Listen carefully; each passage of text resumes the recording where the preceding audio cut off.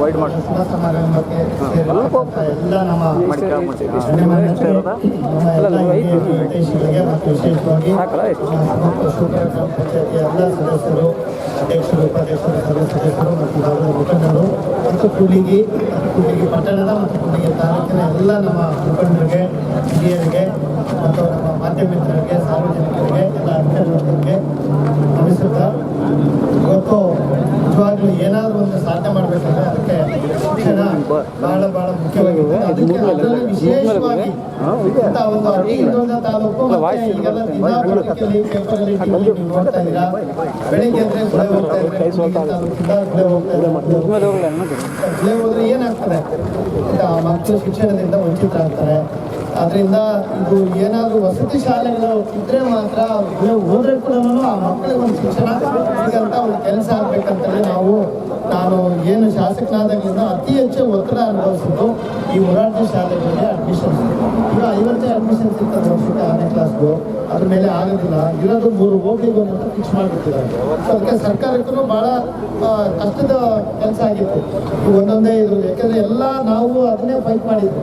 ಎಲ್ಲ ತಾಲೂಕುಗಳಿಗೂ, ನೀವು ಮೈಸೂರು ಭಾಗಕ್ಕೂ, ಮಂಡ್ಯ ಭಾಗಕ್ಕೂ, ನೀವು ಬೆಳಗಾವಿ ಭಾಗಕ್ಕೂ, ದಕ್ಷಿಣ ಕನ್ನಡಕ್ಕೂ, ನೀವು ವಿಜಯನಗರ ಅಂತ ಜಿಲ್ಲೆಗಳಿಗೂ, ಕಲ್ಯಾಣ ಕರ್ನಾಟಕ ಒಂದೇ ಮಾನದಂಡಗಳು ಅನುಸರಿಸಿ ಹೋಗ್ಲಿಕ್ಕೆ ಅಂತಂದರೆ ಸಾಕಾಗಲ್ಲ. ಇಲ್ಲಿ ಭಾಳ ಒತ್ತಡ ಇದೆ ಮೊರಾರ್ಜಿ ಶಾಲೆಗಳಿಗೆ ಅಂತೇಳಿ ಹೇಳಿದಾಗ ಬೇರೆ ರೀತಿಯಲ್ಲಿ ಏನಾದರೂ ಒಂದು ಮಾಡೋಣ ಅಂತೇಳಿ ನಮ್ಮ ಇದಕ್ಕೆಲ್ಲ ಮುಖ್ಯ ಕಾರಣ ಈ ಒಂದು ವಸತಿ ಶಾಲೆಗಳು ಕಾರ್ಮಿಕ ಇಲಾಖೆಯಿಂದ ಆಗಬೇಕು, ಒಂದು ಜಿಲ್ಲೆಗೊಂದು ಅಂತ ಹೇಳ್ಬಿಟ್ಟು ಇದಕ್ಕೆ ಒಂದು ಪ್ಲಾನ್ ಮಾಡಿ ಇಂಥ ಒಂದು ಬಜೆಟಲ್ಲೇ ಬಜೆಟಲ್ಲೇ ಅನುಮೋದನೆ ಮಾಡಿದಂಥರು ನಮ್ಮ ನಿಮ್ಮೆಲ್ಲ ಪ್ರೀತಿಯ ಕಾರ್ಮಿಕ ಸಚಿವರು ಮತ್ತು ನಮ್ಮ ಆತ್ಮೀಯ ಸ್ನೇಹಿತರು ಮತ್ತು ಈ ಭಾಗದ ಎಲ್ಲ ಮುಖಂಡರ ಒಂದು ಅತ್ಯಾಪ್ತರು, ಅವರಿಗೆ ತುಂಬ ಇಷ್ಟಪಡೋಂಥ ಒಬ್ಬ ವ್ಯಕ್ತಿ ನಿಮ್ಮೆಲ್ಲರ ಮತ್ತು ಈಗ ತಾನೇ ಒಂದು ಹೊಸದಾಗಿ ಪ್ರಮಾಣ ವಚನ ಸ್ವೀಕರಿಸತಕ್ಕಂಥ ನಮ್ಮೆಲ್ಲ ಪ್ರೀತಿಯ ಸಚಿವರಾದಂಥ ಶ್ರೀ ಸಂತೋಷ್ ಲಾಡ್ ಅವರು, ಅವರಿಗೆ ನಾವು ಹೃದಯಪೂರ್ವಕ ಧನ್ಯವಾದಗಳು ತಿಳಿಸ್ಬೇಕು.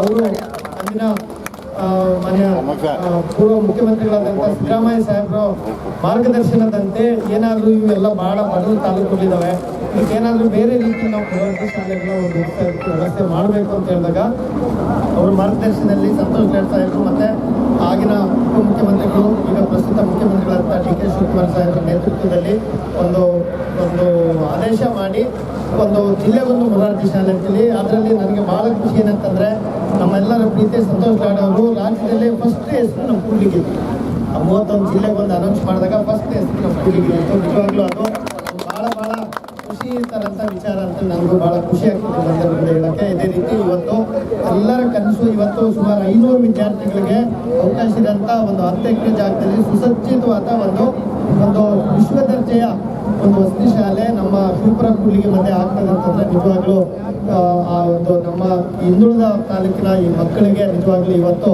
ಸುವರ್ಣಾಕ್ಷರಗಳಲ್ಲಿ ಬರೆದಿರೋಂಥ ದಿವಸ ಅಂತೇಳಿ ನನಗೆ ಹೇಳೋಕ್ಕೆ ಭಾಳ ಖುಷಿ ಆಗ್ತದೆ. ಅದೇ ರೀತಿ ಬಹುಮುಖ್ಯವಾಗಿ ಇವತ್ತು ಇಲ್ಲಿ ಯಾವುದೇ ರೀತಿ ನಿಮಗೆ ಈಗ ಸುಮಾರು ವರ್ಷಗಳಿಂದ ಅಕ್ರಮ ಸಕ್ರಮದಲ್ಲಿ ಯಾವುದೋ ಸಾಗುವಳಿ ಚೀಟಿಗಳು ಯಾರಿಗೂ ರೈತರು ಕೊಡ್ತಾ ಇಲ್ಲ.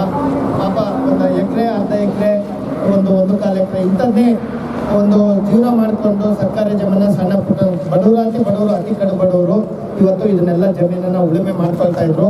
ಅವ್ರಿಗೆ ಯಾವುದೇ ರೀತಿ ತೊಂದರೆ ಆಗ್ದಂಗೆ ಅವ್ರಿಗೆ ಒಳ್ಳೆ ರೀತಿ ಮನವೊಲಿಸಿ ಅವ್ರ ಮುಂದಿನ ಕೆಲಸಗಳಾಗಿರ್ಬೋದು, ಮನೆ ಆಗಿರ್ಬೋದು, ಸಾಲ ಸೌಲಭ್ಯ ಆಗಿರ್ಬೋದು, ಮತ್ತು ಸರ್ಕಾರದಲ್ಲಿ ಬರ್ತಕ್ಕಂಥ ಎಲ್ಲ ಸೌಲಭ್ಯಗಳಿಗೂ ಅವ್ರಿಗೆ ಏನಾದರೂ ಬೇರೆ ರೀತಿ ವ್ಯವಸ್ಥೆ ಉಳುಮೆ ಮಾಡೋಕ್ಕೆ ಎಲ್ಲ ವ್ಯವಸ್ಥೆ ಮಾಡಿ ಮತ್ತು ವೈಯಕ್ತಿಕವಾಗಿ ಸ್ವಲ್ಪ ಅವ್ರಿಗೆ ಸಹಾಯ ಮಾಡಿದ್ರಿಂದ ಅವರು ನಿಜವಾಗ್ಲೂ ಅವರೆಲ್ಲ ನಮ್ಮ ಮನವಿಗೆ ಮತ್ತು ವಿಶೇಷವಾಗಿ ನಮ್ಮೆಲ್ಲ ಮುಖಂಡರಿಗೆ ಮತ್ತು ವಿಶೇಷವಾಗಿ ತಹಸೀಲ್ದಾರರು ಮತ್ತು ಈ ಭಾಗದ ಮುಖಂಡರು ಎಲ್ಲ ನಮ್ಮ ರಾಜಣ್ಣವರು, ಶಿವರಾಜಣ್ಣವರು ಮತ್ತು ಮಲ್ಲಿಕಾರ್ಜುನ ಗೌಡರು ಮತ್ತು ನಮ್ಮೆಲ್ಲ ಇಲ್ಲಿ ನಿಂತಿರ್ತಕ್ಕಂಥ ಎಲ್ಲ ಮುಖಂಡರ ಸಹಕಾರದೊಂದಿಗೆ ಅವರು ಪಾಪ ತುಂಬ ಹೃದಯದಿಂದ ಸಹಕಾರ ಕೊಟ್ಟು ಇವತ್ತು ಈ ಒಂದು ಪೂಜೆ ಮಾಡಲಿಕ್ಕೆ ಮತ್ತು ಇಲ್ಲೊಂದು ಬಡವರ ಮಕ್ಕಳಿಗೆ ವಸತಿ ಶಾಲೆ ಮಾಡಲಿಕ್ಕೆ ತಮ್ಮೆಲ್ಲ ಸಹಕಾರ ಕೊಟ್ಟಿದ್ದಾರೆ.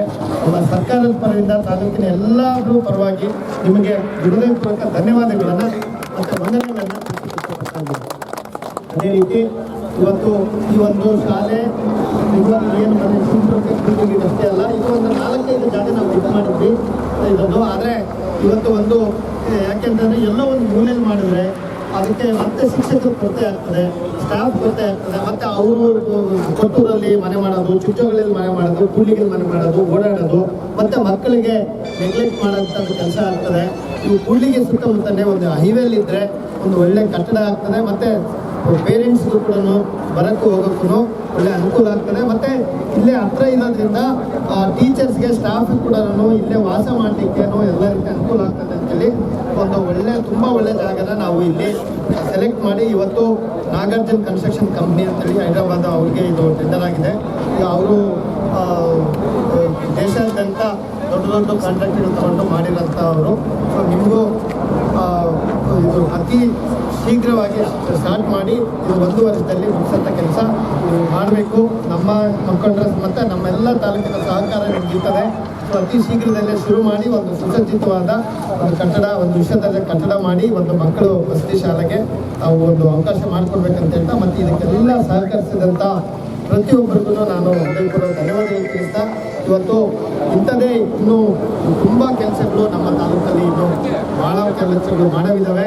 ಇವೆಲ್ಲ ಸಹಕಾರ ಇರೋವರೆಗೂ ಇಂಥ ಒಂದು ಒಳ್ಳೆ ಬಡವರ ಪರವಾದ ಕೆಲಸ ನಾವು ಯಾವಾಗಲೂ ನಮ್ಮ ಜೊತೆ ಮಾಡಬೇಕು ಅಂತ ಹೇಳ್ತಾ, ಈಗ ನಮ್ಮ ಉಜಿಲಿಗೆ ಕೂಡ್ಲಿಗಿಂದ ಉಜಿಲಿ ಪೀಠಕ್ಕೆ ಆಗಿರ್ಬೋದು, ವಿಶ್ವದರ್ಜೆ ಅದು ಪಂಚಪೀಠಗಳಲ್ಲೂ ಅದಕ್ಕೂ ಕೂಡ ರಸ್ತೆ ದುರಸ್ತಿ ಕಾಣ್ದೇ 3 ದಶಕಗಳಿಂದ ರಸ್ತೆ ಇರಲಿಲ್ಲ. ಇವತ್ತು ಸುಮಾರು 4,75,00,000 ವೆಚ್ಚದಲ್ಲಿ ಒಂದು 7 ಮೀಟರ್ ಸುಸಜ್ಜಿತ ರಸ್ತೆಗೆ ಇವತ್ತು ಪೂಜೆ ಮಾಡ್ತಾ ಇದ್ವಿ.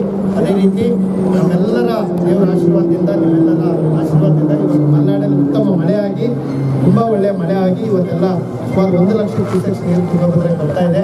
ಸೊ ಎಲ್ಲ ಮೋಟ್ರುಗಳು ಇವತ್ತು ಆನ್ ಆಗಿ ಎಲ್ಲ ಕೆರೆಗಳಿಗೆ ನೀರು ತುಂಬುವಂಥ ಕೆಲಸ ಆಗ್ತಾಯಿದೆ. ನಾವು ಕೂಡ ಈಗ ವೀಕ್ಷಣೆಗೆ ಈಗ ಪಾಲಯಂಕೋಟೆಗೆ ನಮ್ಮ ಜಾಕ್ವೆಲ್ ಪ್ಯಾಕೇಜ್ 2 ಹತ್ರ ನೋಡಲಿಕ್ಕೆ ಹೋಗ್ತಾ ಇದ್ದೀವಿ. ಬಸ್ಸಿನ ವ್ಯವಸ್ಥೆ ಕೂಡ ಮಾಡಿದ್ದೀವಿ. ಸೊ ಒಂದು ನಮಗೆ ಇಲ್ಲಿ ನೀರಿನ ವ್ಯವಸ್ಥೆ ಮತ್ತು ತುಂಬಿರೋದ್ರಿಂದ ನೀರಿನ ವ್ಯವಸ್ಥೆ, ಮತ್ತು ನಮ್ಮ ರೈತರಿಗೆ ಕೃಷಿಗೆ ಒಂದು ನೀರಿನ ವ್ಯವಸ್ಥೆ, ಮತ್ತು ಒಂದು ಶಾಲೆ ವ್ಯವಸ್ಥೆ ಆದರೆ ನಿಜವಾಗ್ಲೂ ನಮಗೆ ಇಲ್ಲಿ ಒಂದು ಈ ಭಾಗದಲ್ಲಿ ಮುಖ್ಯಕ್ಕೆ ಸಾರ್ಥ ಇದೆ ಅಂತ ನಿಜವಾಗ್ಲೂ ಧನ್ಯ ಆಗ್ತದೆ. ಕೆಲಸ ಮಾಡೋದಕ್ಕೆ ಇನ್ನು ಹೆಚ್ಚಿನ ಶಕ್ತಿ ನಮಗೆ ಇಲ್ಲ ಅಂತೇಳಿ ಮತ್ತು ತಾವು ಎಲ್ಲ ಸಹಕರಿಸೋದಕ್ಕೆ ಮತ್ತೊಮ್ಮೆ ಧನ್ಯವಾದಗಳು. ಜೈ ಹಿಂದ್, ಜೈ ಕರ್ನಾಟಕ.